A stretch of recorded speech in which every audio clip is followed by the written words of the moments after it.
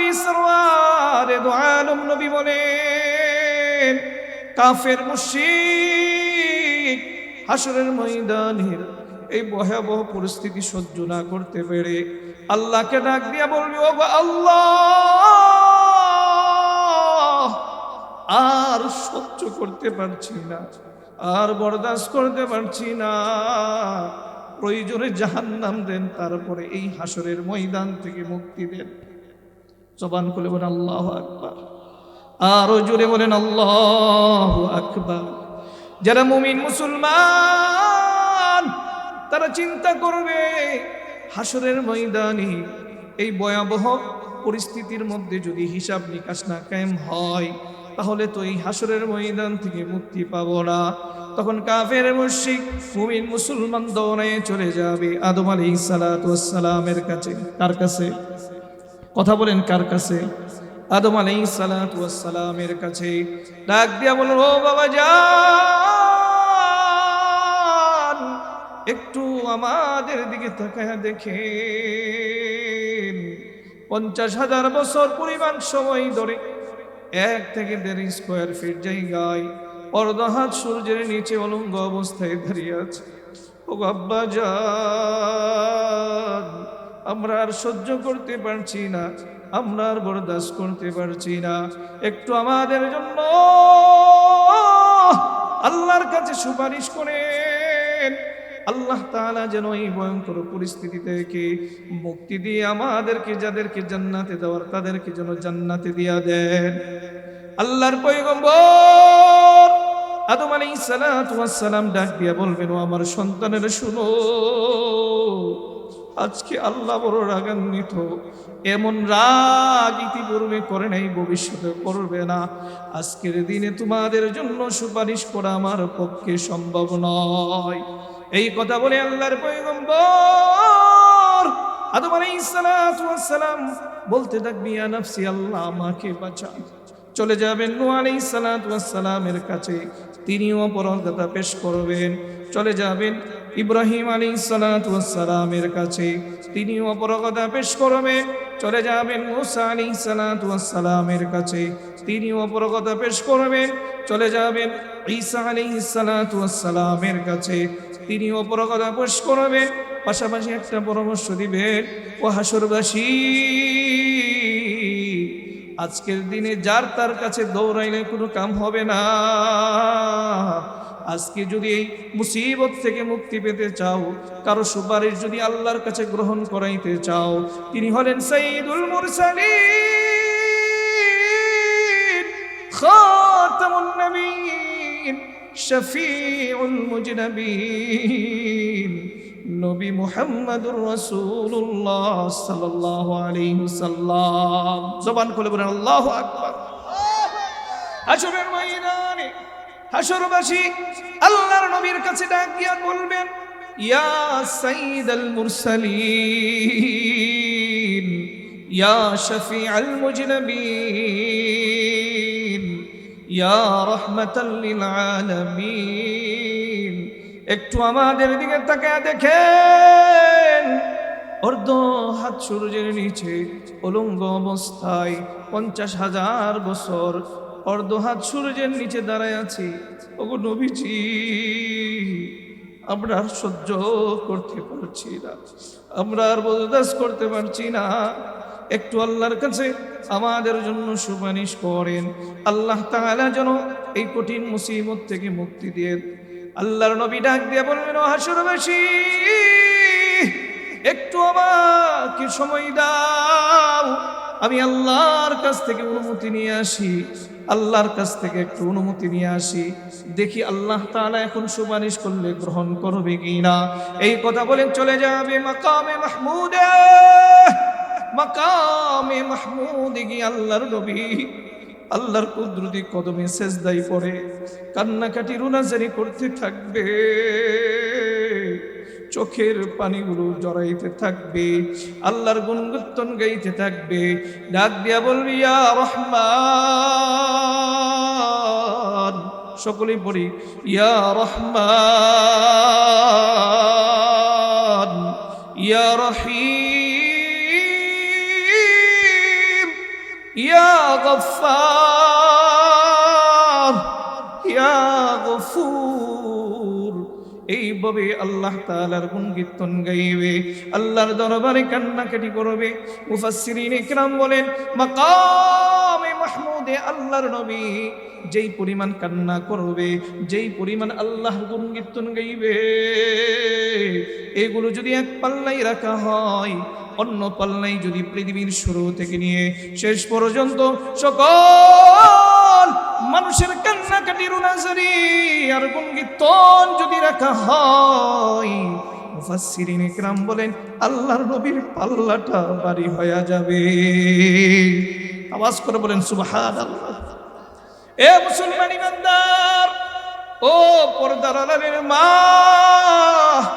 ও যুবক ভাই, কথাগুলো একটু কান লাগায়া শুনি। যেই রাসূল হাসরের ময়দানে আমাদের জন্য কাঁদবে, যেই রাসূল দুনিয়ার জিন্দেগিতে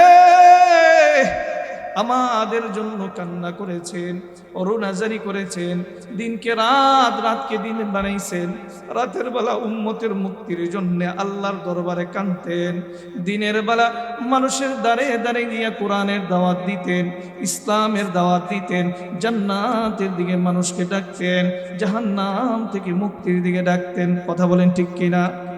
আরো আওয়াজ করে বলেন, কথা বলেন ঠিক কিনা? আরো জোরে বলেন ঠিক কিনা? এ মুসলমান, যেই মানুষ দুনিয়ার জিন্দেগিতে আমাদের সফলতার জন্য, কামিয়াবির জন্য উহুদের প্রান্তে দমদান শহীদ করেছেন, তাইফের ময়দানে নিজের রক্ত জড়াইছেন, হাসরের ময়দানে ওই মানুষটা আমাদের জন্য কাঁদবে, আমাদের সফলতার জন্য কান্না করবে। যেই মানুষটা দুনিয়া তো কাঁদছেন, হাসরও কাঁদছে, কাঁদবেন। ওই মানুষটা আজকে আমরা আমাদের আইডল বানাই না, আমাদের অনুসরণ অনুকরণ করণীয় বানাই না। এরকম লোক আছে না নাই? আজকে আমরা আমাদের নিজেদের জন্য আইডল বানাইছি মেসি, নেইমারকে, বিভিন্ন নায়ক নায়িকাকে, আছে না নাই? এমন নায়ক চুল কেটেছে এইভাবে, এইভাবে দাড়ি রেখেছে, তার মতন আমি দাড়ি রাখি, তার মতন চুল কাটি, তার মতন পাঞ্জাবি, তার মতন শার্ট, তার মতন প্যান্ট, তার মতন জুতা পরি। এরকম অনুসরণ কর্মীওয়ালা যুবক আমাদের দেশে আছে না নাই? আওয়াজ দিয়ে বলেন আছে না নাই? এ যুবক ভাই, আমি তোমাদেরকে জিজ্ঞাসা করতে চাই, বুকে হাত দিয়ে একবার বলো, ওই মেসি, নেইমার, নায়ক নায়িকা, গায়ক গায়িকা তোমার জন্য কখনো কাঁদছে কিনা? তোমার জন্য কখনো কষ্ট করেছে কিনা? না না না, কখনো কষ্ট করে নাই, কখনো কান্দে নাই। তাহলে ওই মেসি, নেইমার, বিভিন্ন নায়ক নায়িকাকে আইডল বানানো ঠিক হবে? আরো জোরে বলেন ঠিক হবে? ঠিক হবে না। এ মুসলমান, আল্লাহর নবীকে যদি আমাদের জীবনের আইডল বানাই, আল্লাহর নবীকে যদি আমরা অনুসরণ করতে পারি, অনুকরণ করতে পারি, বহুত লাভের কথা আল্লাহ রাব্বুল আলামিন কোরআনে হাকীমের মধ্যে বলেছেন। এর মধ্যে একটি লাভ আপনাদের খেদমতে পেশ করি। আল্লাহ তাআলা সূরাতুল আলি ইমরানের মধ্যে ঘোষণা করেন, কুল ইন কুনতুম তুহিব্বুনাল্লাহ ফাত্তাবিউনি ইউহিব্বুকুমুল্লাহ ওয়া ইয়াগফির লাকুম যুনুবাকুম ওয়াল্লাহু গফুরুর রহিম।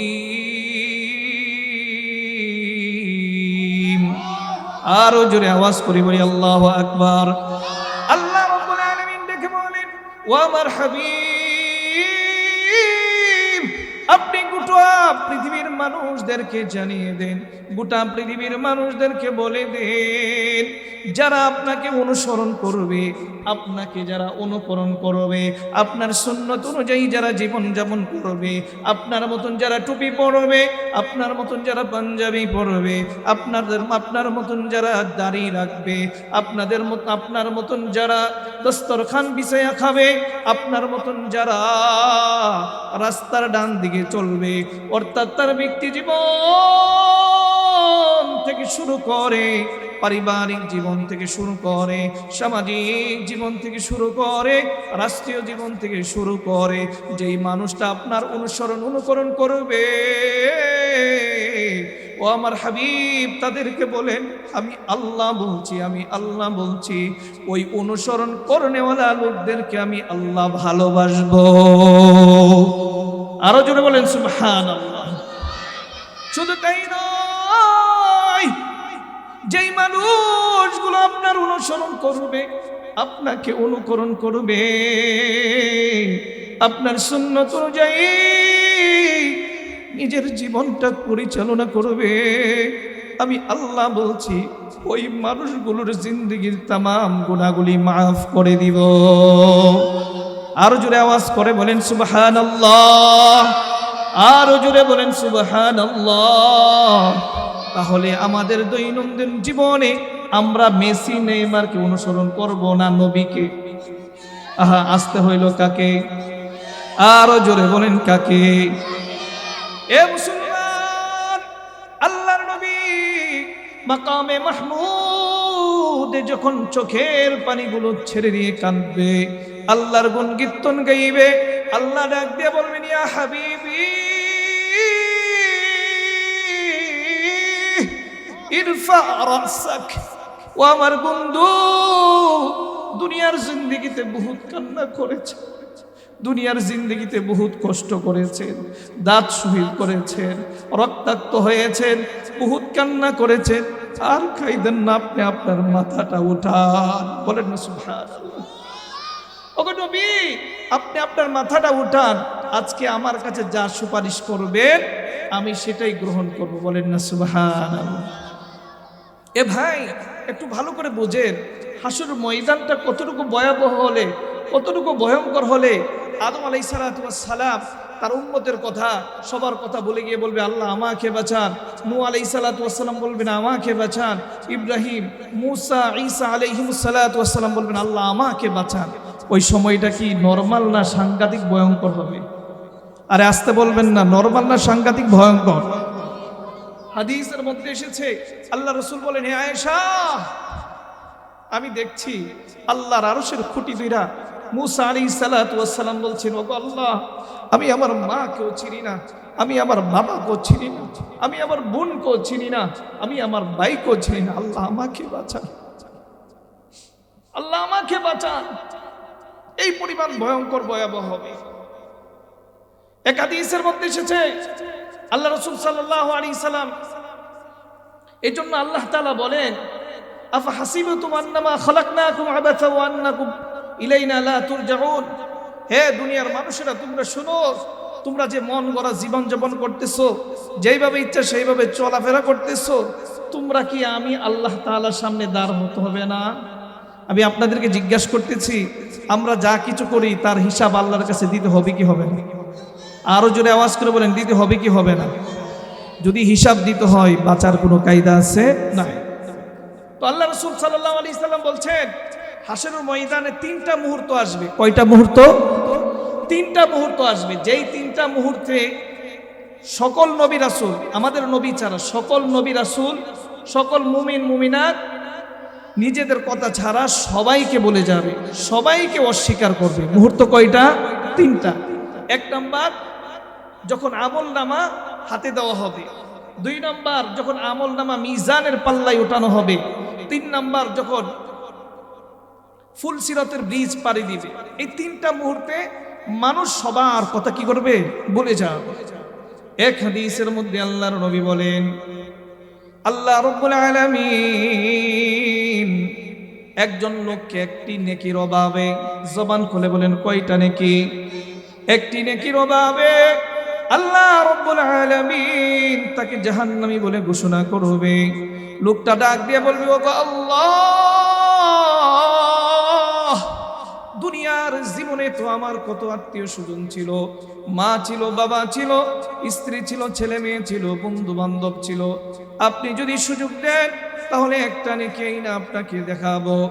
আল্লাহ রাব্বুল আলামিন ডেকে বলবেন ওরে গোলাম, তুমি যদি একটা নেকি না আমাকে দেখাইতে পারো, তাহলে আমি আল্লাহ রাব্বুল আলামিন তোমারকে মাফ করে দিয়ে তোমার ঠিকানা জান্নাত বানিয়ে দিব। সুবহানাল্লাহ। এ নবীর উম্মতের দল, তখন লোকটা হাসরের ময়দানে পাগলের মতো দৌড়াইতে থাকবে, তন্ন তন্ন করে তার আত্মীয় স্বজনকে খুঁজতে থাকবে। খুঁজতে খুঁজতে এক পর্যায়ে তার কলিজার টুকরা সন্তানকে পেয়ে যাবে। ডাক দিয়া বলবে, ওরে সন্তান, দুনিয়ার জিন্দেগিতে সারাটা জীবন মাথার গাম পাতাই ফেলে তোকে টাকা পয়সা দিয়েছি, তোকে খাওয়াইছি, তোকে ব্যবসা বাণিজ্যর লাইন দেখাইছি, তোকে পড়াশোনা করাইছি, ঈদ আসলে নিজে ছিঁড়া কাপড় পরিধান করে তোকে নতুন কাপড় কিনে দিয়ে ঈদের আনন্দ উপভোগ করার ব্যবস্থা করেছি। কথা বলেন ঠিক কি না? মা বাবা যত গরিবই হয় না কেন, ঈদের সময় সন্তানকে উত্তম কাপড়ের ব্যবস্থা করে দেওয়ার চেষ্টা করে। কথা বলেন ঠিক কি না? ওরে সন্তান, দুনিয়ার জিন্দেগিতে তোর জন্য এত কষ্ট করেছি, আজকে আল্লাহ রব্বুল আলামিন একটি নেকির অভাবে আমাকে জাহান্নামী বলে ঘোষণা করেছে। তুই যদি আমাকে একটা নেকি দেস, তাহলে আমি ওই জাহান্নাম থেকে মুক্তি পেয়ে যাব। ও পর্দার আড়ালের মা, ও বৃদ্ধ বাবাজিরা, কান লাগাইয়া শুনেন। ওই কঠিন মুহূর্তে তার কলিজার টুকরা একটা নেকি দিতে অস্বীকার করবে, বলবে, ও ভাই, দুনিয়ার জমিনে আমার বাবা ছিল ঠিক, ওই বাবা তুমি নয়। আর আজকে যদি আমি তোমাকে একটা নেকি দেই, আমি বিপদ পড়লে কে আমাকে একটা নেকি দিয়া উপকার করবে? বাবা ও সন্তান অস্বীকার করবে। বাবা অপারক হয়ে হাসরের ময়দানে আবার পাগলের মতন দৌড়াইতে থাকবে, ইয়া নাফসি বলে চিল্লাইতে থাকবে, তন্ন তন্ন করে আবার খুঁজতে থাকবে। খুঁজতে খুঁজতে এক পর্যায়ে তার বাবাকে পেয়ে যাবে। বাবাকে ডাক দিয়ে বলবে, ও বাবা, দুনিয়ার জিন্দেগিতে কত কষ্ট করেছেন, কত না কি করেছেন, যা চেয়েছে তাই দিয়েছেন, কখনো না করেন নাই। ও বাবা, আজকে একটি নেকির অভাবে আল্লাহ তাআলা আমাকে জাহান্নামী বলে ঘোষণা করেছে। ও বাবা, আপনি একটা নেকি আমাকে দিয়ে যদি দেন, তাহলে এই কঠিন মুসিবত থেকে মুক্তি পেয়ে আমি জান্নাতে চলে যাব। বলেন না সুবহানাল্লাহ। বাবা ও সন্তানের মতো সন্তানকে অস্বীকার করবে। কে বলেছে আমি তোমার বাবা? দুনিয়ার জিন্দেগিতে আমার সন্তান ছিল ঠিক, ওই সন্তান তুমি নয়। আর আজকে যদি তোমাকে একটা নেকি দিয়া দেয়, আমি বিপদে পড়লে কে আমাকে একটা নেকি দিয়া সহযোগিতা করবে? এবং এই বিষয়টা আল্লাহ রাব্বুল আলামিন কোরআনে হাকীমের মধ্যে এইভাবেও বলেছেন, ইয়াউমা ইয়াফিরুল মারউ মিন আখিহি ওয়া উম্মিহি ওয়া আবিহি ওয়া সাহিবাতিহি ওয়া বানি। আল্লাহ ডেকে বলেন, ও মানব জাতি, হাসরের ময়দানে বহু মা বাবা সন্তানকে দেখে পলায়ন করবে, বহু সন্তান মা বাবাকে দেখে পলায়ন করবে, বহু ভাই ভাইকে দেখে পলায়ন করবে, বহু বন্ধু বন্ধুকে দেখে পলায়ন করবে। আল্লাহ তাআলা আরো কঠিন করে বলেন, ইয়াদুল মুজরিমু লাউ ইফতাদি ইয়াউমাইযিন বিবানি ও সাহিবাতিহি ওয়া আখি। আল্লাহ রাব্বুল আলামিন বলবেন, বহু মা বহু বাবা আল্লাহকে ডেকে বলবেন, ওগো আল্লাহ, আমার কলিজার টুকরা সন্তানটাকে জাহান্নামে দিয়ে আমাকে মুক্তি দিয়া। দুনিয়ার জিন্দেগিতে যদি কোনো মরণ ফাঁদ আসে সন্তানের জন্য, সন্তানের মাথাটা নড়ায়া দিয়া নিজের মাথাটা ওই মরণ ফাঁদে ঢুকায়া দিবে। কথা বলেন ঠিক কি না? অথচ ওই মা বাবা বলবে, ও আল্লাহ, আমার সন্তানটাকে জাহান্নামে নিয়ে আমাকে জাহান্নাম থেকে মুক্তি দিয়ে দেন। যেই স্বামী স্ত্রীকে খুশি করার জন্যে মা বাবার সাথে বেয়াদবি করে, আছে না নাই? স্ত্রীকে খুশি করার জন্য মা বাবাকে গড়ে রেখে অন্য যেই বিবি মা বাবাকে ছেড়ে দিয়ে স্বামীর সুখের জন্য খুশির জন্য স্বামীর বাড়িতে আইসা বান্দি খাটে, আছে না নাই? সকাল থেকে নিয়ে সন্ধ্যা পর্যন্ত সারাটা দিন কাজ করে, ওই বিবি ডাক দিয়া বলবে, ও আল্লাহ, আমার প্রাণ প্রিয় স্বামীকে জাহান্নামে দিয়ে আমাকে মুক্তি দিয়ে দেন। আল্লাহ বলবেন, কাল্লা লা তাজিরু ওয়াজিরাতু উযরা উখরা। ও হাসরবাসী শুনে রাখো, আমি দুনিয়ার বাদশার মতো কোনো বাদশা নই যে একজনের দোষ আরেকজনের উপরে চাপাইয়া দিয়া তোমাকে মুক্তি দিয়া দিব। দুনিয়ার জমিনে আছে না নাই? আরে কথা বলেন, আছে না নাই? বুধ সর্দার মাতাব্বর পকেট গরম হইলে বিচার ডানের বিচার বামে নিয়ে, বামের বিচার ডানে নিয়ে একজনকে অপরাধী বানায় শাস্তি দেয়, আছে না নাই?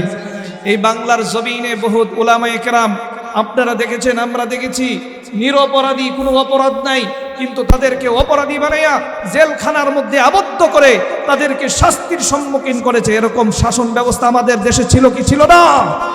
আরো জোরে বলেন, ছিল কি ছিল না? আমরা কি চাই আমাদের আগামী দিনের শাসন ব্যবস্থা এরকম হোক? আমরা চাই ইসলামের বাংলাদেশ। কিসের বাংলাদেশ? আমরা চাই ইনসাফের বাংলাদেশ, যেখানেই অন্যায় হবে, যেখানেই অপরাধ হবে, যেখানে জুলুম হবে, যেখানে নির্যাতন হবে, সেখানেই আমরা চিরা সীসা ডালা প্রাচীরের মতো দাঁড়িয়ে থাকতে হবে। কথা বলেন ঠিক কিনা? এই জন্য সম্মানিত হাজিরিন, আমি আমার আলোচনাকে আর দীর্ঘায়িত করতে চাই না। আমি এতটুকু আলোচনার মাধ্যমে যেই মেসেজ আপনাদেরকে দিতে চাচ্ছি, যেই কথাটা বুঝাইতে চাচ্ছি, সেটা হচ্ছে আমরা যারা এই জমিনের মধ্যে আগমন করেছি, আমাদেরকে একদিন গমন করতে হবে। কথা বলেন ঠিক কি না? যত ক্ষমতাবান হোক না কেন, যত পাওয়ারওয়ালা লোক হোক না কেন, যত টাকাওয়ালা লোক হোক না কেন, পৃথিবীতে যারা আসছে তাদেরকে বিদায় হতে হয়েছে। কথা বলেন ঠিক কি না? এই পৃথিবীটা থাকার জায়গা নয়, এই পৃথিবীটা থাকার জায়গা নয়। একদিন আমাদেরকে চলে যেতে হবে। চিন্তা করতে হবে, আমাদের যদি মৃত্যু হয়, আমাদেরকে যখন কবরে রাখা হবে, ওই কবরটা আমাদের জন্য জান্নাত হতে পারে। আবার যদি অন্যায় করে থাকি, অপরাধ করে থাকি, ওই কবরটা আমাদের জন্য জাহান্নাম হবে। আমাদের মৃত্যু হলে হাসরের ময়দানে একদিন আমাদের দাঁড় হতে হবে। আমাদের মৃত্যু হলে একদিন হয়তো আমরা জান্নাতে যাব, না হয় জাহান্নামে যাব। আমরা জান্নাতে তখনই যেতে পারবো যখন আল্লাহর হুকুম মানব, রাসূলের তরিকায় নিজের জীবনটাকে পরিচালনা করব। কথা বলেন ঠিক কি না? সুতরাং আমাদের দেহে যতদিন পর্যন্ত প্রাণ থাকবে, রূহ থাকবে, দিল থেকে আজকে ওয়াদা করি, অঙ্গীকার করি, এই দেহের মধ্যে যতদিন প্রাণ থাকবে ততদিন আল্লাহর হুকুম ছাড়বো না, পারবো না ইনশাআল্লাহ। ততদিন রাসূলের সুন্নতের বিরোধিতা করব না, সুন্নতের বিপক্ষে চলবো না, পারবো না ইনশাআল্লাহ। কারা কারা পারবেন দুটো হাত আল্লাহকে দেখা। আল্লাহ আমাদের সবাইকে তৌফিক দান করুক, বলে আমিন। ওয়া আখিরু দাওয়ানা আলহামদুলিল্লাহি রাব্বিল আলামিন। প্রধান বক্তা চলে এসেছেন, আপনারা যারা বসে আছেন বসে থাকবো, বলেন ইনশাআল্লাহ। আর যারা আশপাশে ঘোরাফেরা করছেন অতি সত্বর চলে আসেন, মাহফিল সবসময় হয় না। কথা বলেন ঠিক।